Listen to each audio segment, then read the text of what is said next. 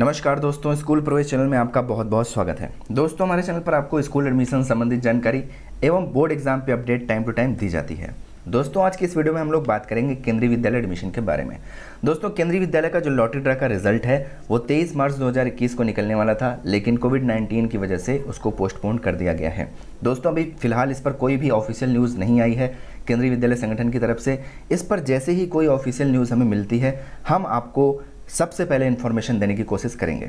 दोस्तों, इसके लिए आप हमारे चैनल को सब्सक्राइब कर लीजिए, जो घंटी वाला निशान है उसको ज़रूर दबा दीजिएगा, ताकि जैसे ही हमें कोई अपडेट मिलेगी हम वीडियो बना के डालेंगे तो वो वीडियो आपको तुरंत आपके मोबाइल पर रिसीव हो जाए, नोटिफिकेशन चला जाए और आप वो वीडियो देख पाएँ। दोस्तों, ड्रा का जो लिस्ट है वो निकलने के बाद बहुत कम टाइम रहता है बच्चों के एडमिशन लेने में। अगर आप टाइम पे एडमिशन नहीं कराते हैं अपने बच्चे का तो दूसरे बच्चों को चांस मिल जाता है, आपके बच्चे का एडमिशन कैंसिल हो जाता है। इसलिए मैं आपसे रिक्वेस्ट कर रहा हूं कि जो लॉटरी ड्रा की लिस्ट है वो जब निकलेगी तो हम उस पर वीडियो ज़रूर लेके आएंगे और आपको ज़रूर इन्फॉर्मेशन देंगे। इसलिए आप हमारे चैनल को प्लीज़ सब्सक्राइब कर लें और नोटिफिकेशन वाली जो बेल आइकन है उसको ज़रूर दबाइएगा।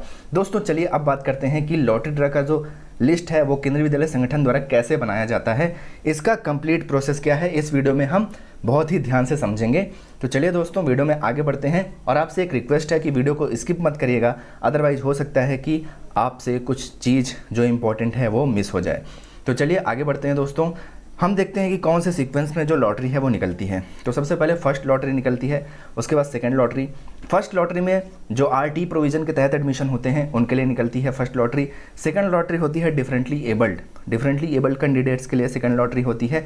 इसमें सभी डिफरेंटली एबल्ड कैंडिडेट्स आ जाते हैं irrespective of their caste category.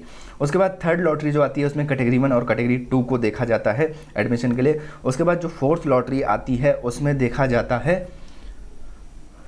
देखा जाता है OBC, non creamy layer, SC और एसटी की सीटें जो रिजर्व्ड हैं वो खाली तो नहीं रह गई। अगर खाली रह गई हैं तो उनको भरने की कोशिश की जाती है।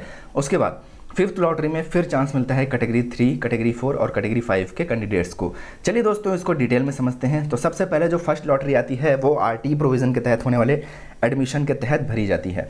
आरटी के तहत ये प्रोविज़न है केंद्रीय विद्यालयों में कि 25% जो सीट्स होती हैं वो रिजर्व होती हैं आरटी के तहत एडमिशन के लिए। और ये जो सीटें भरी जाती हैं ये जनरल AWS और OBC, non creamy layer, SC, ST और ऐसे डिसएडवांटेज ग्रुप बहुत सारे हैं जो कि आरटी के तहत एलिजिबल होते हैं, तो उनका एडमिशन होता है। उन बच्चों के जो एप्लीकेशन फॉर्म हैं उनको कंसीडर किया जाता है इस लॉटरी को निकालने में। और दोस्तों, आरटी के लिए एक बहुत ही इंपॉर्टेंट जो कंडीशन है वो ये है कि जो बच्चे का रेजिडेंस है, यानी कि जो बच्चे का घर है वो शहरी क्षेत्र में 5 किलोमीटर या उससे कम के रेंज में होना चाहिए।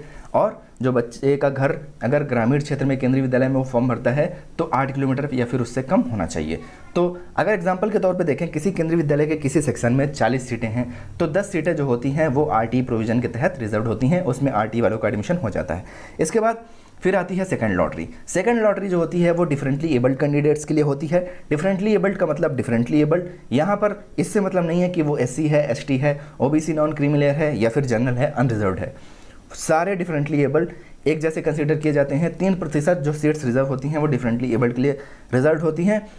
लेकिन दोस्तों, यहाँ पर जो सर्विस प्रायोरिटी कैटेगरी है वो एप्लीकेबल होती है। जैसे कि कैटेगरी 1 वाला आ गया, कैटेगरी 2 वाले आ गए, कैटेगरी 3 और कैटेगरी 4। तो सबसे पहले जो प्रायोरिटी मिलेगी वो कैटेगरी 1 वाले को मिलेगी।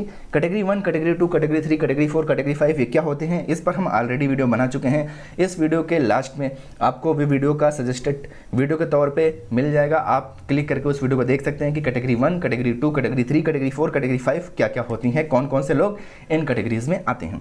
अब आगे बढ़ते हैं और बात करते हैं थर्ड लॉटरी। थर्ड लॉटरी जो होती है जब ये दोनों से सीट भर जाती हैं, यानी कि आरटी के तहत सीट में एडमिशन हो गया, उसके बाद डिफरेंटली एबल्ड के जो कैंडिडेट्स हैं उनका हो गया। अब जो बची सीट्स हैं उनके लिए थर्ड लॉटरी निकलती है। थर्ड लॉटरी में काफ़ी सारी सीटें बची रहती हैं, तो जो सीटें बची रहती हैं उनमें सबसे पहले कैटेगरी 1 और कैटेगरी 2 के कैंडिडेट्स को लिया जाता है।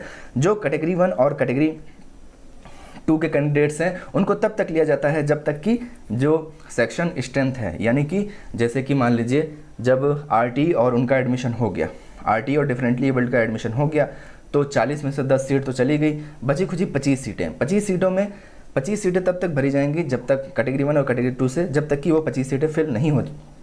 मान लीजिए कि 25 सीटें हैं, उसमें में से जब सारे एप्लीकेशन देख लिए गए जितने भी बच्चों ने रजिस्टर किया था कैटेगरी 1 और कैटेगरी 2 में, लेकिन सीट भर पाई सिर्फ 10, तो अभी भी कितनी बची हैं, 15 सीटें बची हुई हैं। तब ये जो 15 सीटें हैं ये कैसे भरी जाएंगी, इसके लिए फिर आती है फोर्थ लॉटरी। फोर्थ लॉटरी में ये देखा जाता है कि जो SC, ST और OBC नॉन क्रीमी लेयर की रिजर्व सीटें हैं वो पहले 3 लॉटरी से भर चुकी हैं या नहीं। जैसे कि दोस्तों एग्जांपल के तौर पे जो OBC होते हैं उनके लिए 27% जो सीट्स होती हैं वो रिजर्व होती हैं। तो सबसे पहले ये देखा जाएगा कि RT के तहत और आपका जो डिफरेंटली एबल के तहत जो लॉटरी निकली थी और जो कैटेगरी 1 और कैटेगरी 2 के तहत लॉटरी निकली थी, इन सब को मिला के देखा जाएगा कि OBC नॉन क्रीमी लेयर का जो 27% सीट का रिजर्व कोटा है वो पूरा हुआ है या नहीं। अगर पूरा हो गया है तो ठीक है, अगर नहीं पूरा हुआ है तो फिर पांचों जो प्रायोरिटी कैटेगरी हैं उनमें में से इनके OBC non creamy layer, SC और ST के एप्लीकेशंस लिए जाएंगे और उनकी सीट को फुल किया जाएगा, उनकी सीट को भरा जाएगा। बाय द वे अगर कोई सीट खाली रह जाती है, मतलब उतने एप्लीकेशन फॉर्म भरे ही नहीं गए, वैसे ऐसा पॉसिबल होता ही नहीं है।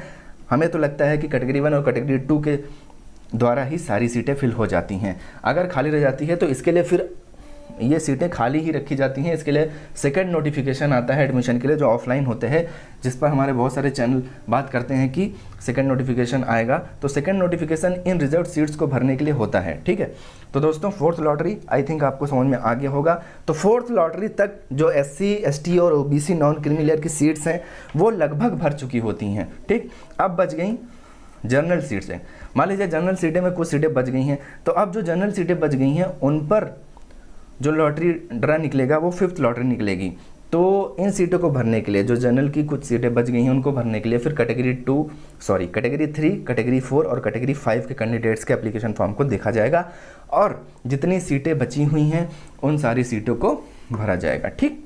तो इस तरीके से यहाँ पर चौथे पॉइंट में ये लिखा हुआ है कि अगर SC, ST, OBC non creamy layer की रिजर्व सीटें खाली रह जाती हैं तो उनको भरने के लिए एक अलग से एडवर्टीजमेंट रिलीज़ होता है जो कि अगस्त के महीने में होता है और ये स्कूल लेवल पे होता है। केंद्रीय विद्यालय छोटा सा नोटिफिकेशन देते हैं कि हमारे यहाँ SC की सीटें खाली हैं, तो SC के कैंडिडेट्स फॉर्म भरें। ऑफलाइन प्रोसीजर होता है, फॉर्म भर के एडमिशन ले सकते हैं। तो इस तरीके से जो लॉटरी का सिस्टम है ऐसे ही केंद्रीय विद्यालय में निकलता है। दोस्तों ये पूरा प्रोसीजर अपनाया जाता है। यहाँ पर आपको केंद्रीय विद्यालय संगठन द्वारा जो सर्विस प्रायोरिटी कैटेगरी है उसको भी देखा जाता है और जो कास्ट कैटेगरी का रिजर्वेशन है जो गवर्नमेंट के द्वारा रिजर्वेशन प्रोवाइडेड है, जैसे कि OBC नॉन क्रीमी लेयर के 27% और जो SC, ST को हैं उनको भी कुछ परसेंट रिजर्वेशन प्रोवाइड किया गया है। EWS को 10% मिलता है, तो उसको भी ध्यान में रखा जाता है ताकि कोई दिक्कत की बात ना रहे।